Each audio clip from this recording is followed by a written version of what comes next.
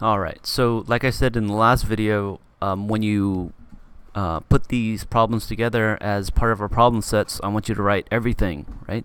So solve the problem, right? Write those methods that they want you to write, but also write the constructor, right? Also write the toStrings, also write the driver, right? Which you need to test.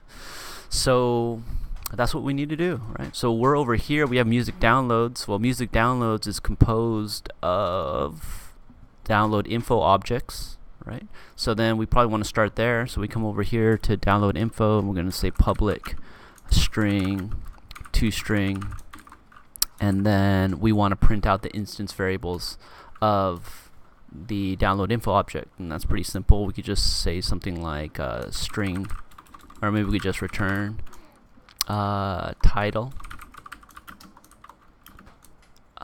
plus unique title. This is probably a bad convention they're using here. We want to start everything with lowercase, and then we're reserving uppercase for the names of classes, right? So I'm going to go back and I'm going to change this to U. Okay, hopefully it doesn't mess anything up over here, but let's come back over here and say unique title, and then I'm going to say plus comma times downloaded,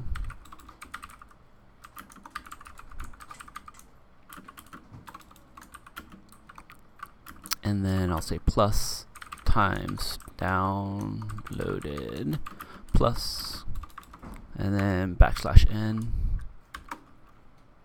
That's about it, right? So I got my toString ready, right? It returns a string that contains the values of the instance variables of the object, and I'm good to go. And then over here on music downloads, I need a toString for this guy as well, right? So we come over here and we say public. I'll come over here and I'll copy this, and I will put it over here. Okay. Now the toString for music download is a little bit more complicated, because music download's instance variable is an array list of type download info, right? So how do you get that done, right? That's a question that I get from you guys more than 3 times, right? So how do we set that up? Well, what we need to do is we need to iterate through this download list. And each iteration of the list, we're going to take the object and run that object's toString, and we're going to concatenate the result of that toString to a new string here, right? And after the loop finishes iterating, it's going to be a compilation of all the toStrings of all the objects in that array list. All right, so that's what we need to do. So let's go ahead and take this for loop, put them right here. And then we probably want to say download info. Yeah, that's the name of the class. Okay. And we're going to say here, I don't know, maybe D for downloads. And then here's where you need to put the name of the array list that you're dealing with. So we're going to do that.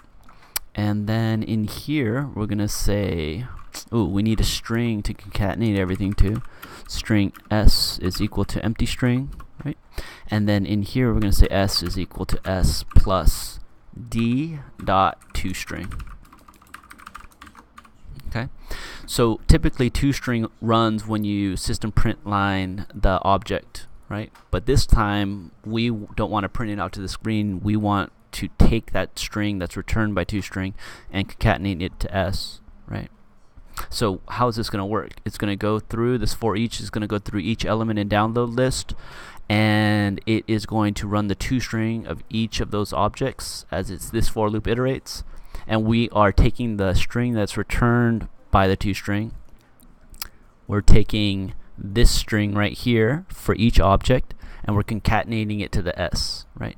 That's the reason why I did a \n right here, so that this S is not going to be just one long string on one line, right? That every object will be separated by a new line.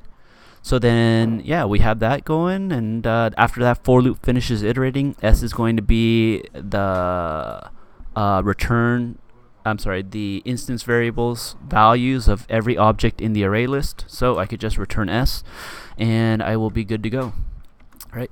And so now you might be thinking, okay, well, I have this driver, but how do I set up the driver, right? Well, what you probably, I mean, if this was like a real coding application, you would probably have like an input here, right, where you're receiving input from the user, and for each input, that would be a new download info object that is added into the list, right? But for our intents and purposes, what you can do is just make a fill list method and run it right here, and the fill list method will just fill up this array list with like 4 elements, right? So if you have that, then all you need to do is system.out.println and then println m, right? And then you could print everything out in the music downloads object. Right? And of course, here's also where you would want to run your test. So here we would do test the methods. Yeah, so then this is the setup that you want to create for every one of the free response questions that I ask you to do, right? Yeah.